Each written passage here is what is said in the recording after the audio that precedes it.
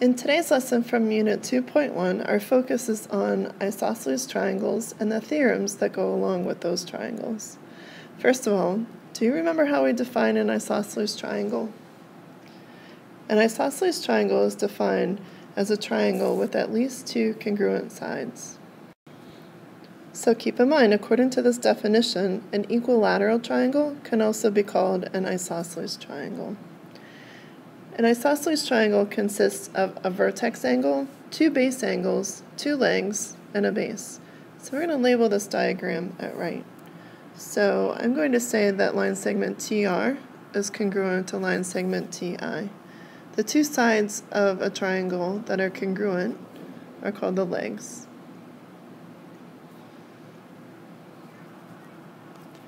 The side that is not congruent to the other two is often referred to as the base. And that makes angle R and angle I, in this case, the base angles.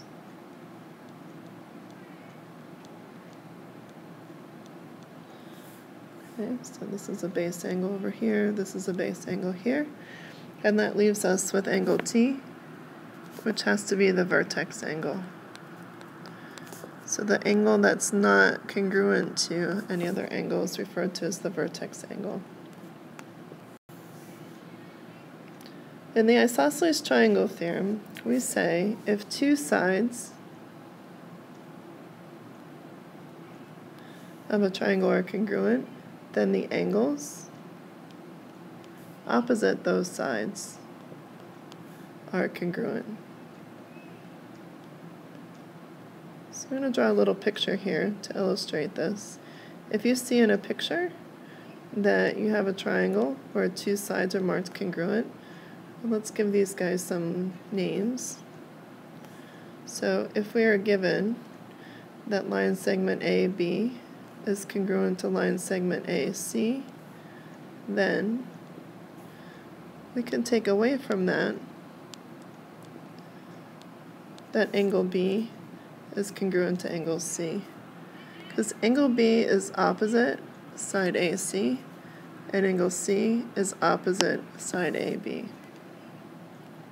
So in writing, we'd say if line segment AB is congruent to line segment AC, then angle B is congruent to angle C. So a corollary is something that we know to be true based off of a theorem. So because of the isosceles triangle theorem, we can say in corollary 1, an equilateral triangle is also equiangular.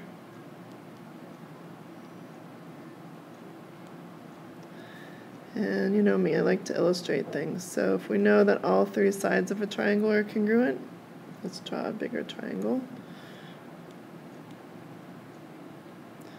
Then we know for sure that all three angles are congruent as well. The second corollary states an equilateral triangle has three 60-degree angles, because 180 divided by 3 is equal to 60. Remember, the three angles in a triangle add up to 180 degrees, so all we have to do is take 180 divided by 3. The third corollary states that the bisector of the vertex angle of an isosceles triangle is perpendicular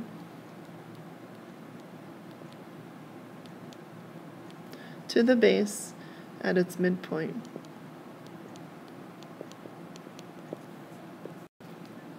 So let's take a look at this. So draw an isosceles triangle, and in order to indicate that it's isosceles, you do have to put the markings in to show which two sides are congruent. So that would make this angle at the top, angle A, the vertex angle. So if we were to bisect that, that means to divide it into two congruent angles, then this corollary states that this angle bisector from A to D would be perpendicular to the base at the midpoint. So D would be the midpoint of line segment BC, making BD congruent to DC. Earlier this year, when we were talking about if-then statements, we learned how to write the converse of a statement. If you recall, a converse just requires us to switch the hypothesis and the conclusion. So our next theorem is actually the converse of the isosceles triangle theorem, and it states, if two angles of a triangle are congruent, then the sides opposite those angles are congruent. So if we illustrate this with just a little picture, we'd start off with our little triangle ABC, just like we did before, but this time around we're given that two angles are congruent. So if angle B is congruent to angle C, then, according to this theorem, we would know that line segment AB is congruent to line segment AC.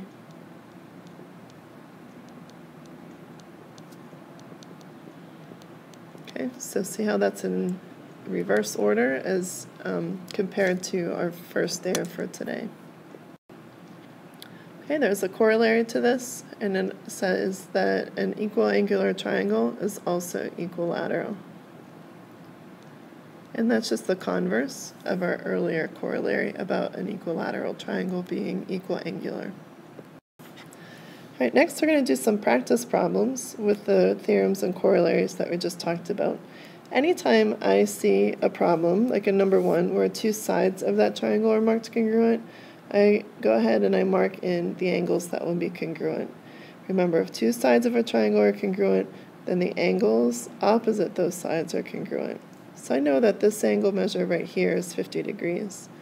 Since the three angles in this triangle add up to 180, x plus 50 has to equal 180, or x plus 100 equals 180, or x is simply equal to 80 degrees. And we're done. In the next picture, in number 2, we've got a right triangle. Again, we have an isosceles triangle, so it's a right isosceles triangle. So since those two sides are congruent, the angles opposite them are congruent. So I would know that this angle has a measure of x degrees also. Okay, you can do this problem a number of different ways. You can set up the equation as x plus 90 equals 180. You'd have 2x plus 90 equals 180, or 2x equals 90 when we subtract 90 from both sides. So x is equal to 45. But there are a few shortcuts you can take. We did study a theorem that said the acute angles of a right triangle are complementary. So these two angles have to add up to 90 degrees, and that would shorten your equation a little bit. So you could say 2x equals 90, and again, divide by 2 to get x equals 45. In our third problem, the congruent parts are not marked with tick marks, but we see that these two sides each have a length of 10, making them congruent. And if those two sides of our triangle are congruent, the angles opposite those sides are congruent. So since the angle in the upper left-hand corner is x, this angle in the upper right-hand corner is x, and that gives us the equation x plus 74 equals 180. Or 2x plus 74 is equal to 180, making 2x equal to 106. Divide by 2, we get x is equal to 53. Okay, just a few more to practice. So in our next question, we're actually looking for the length of one of the sides in the triangle. So the first thing we need to do is actually find this missing angle. So if you add up the two angles that we do know, the 63 and the 54, they add up to 117.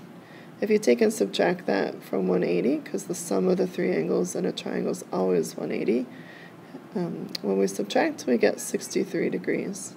So if I put that into my figure, I can see that now I do have two congruent angles, and therefore the sides opposite those angles have to be congruent.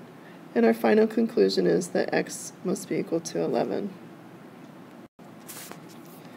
Okay, of course we saved the best for last. We have a pair of parallel lines in number 5, as indicated by the arrows on those lines.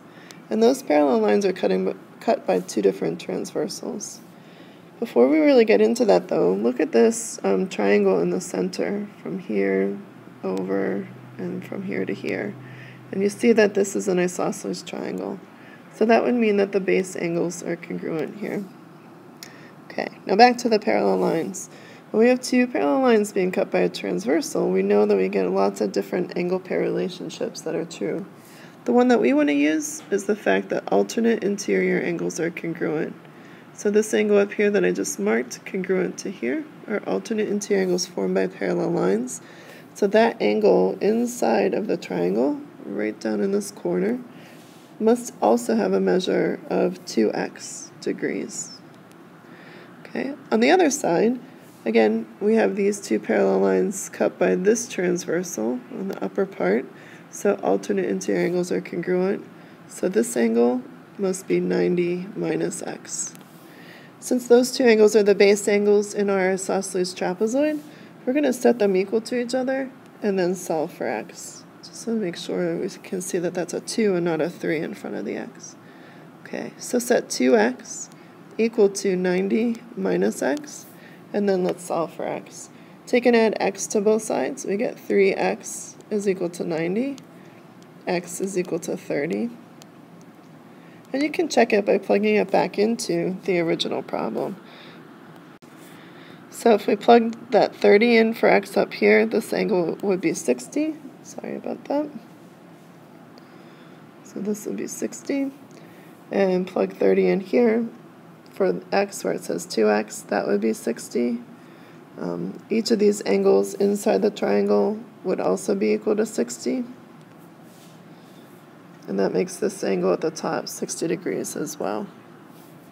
Okay, good luck on the CYU and the homework. As always, see me if you have any questions.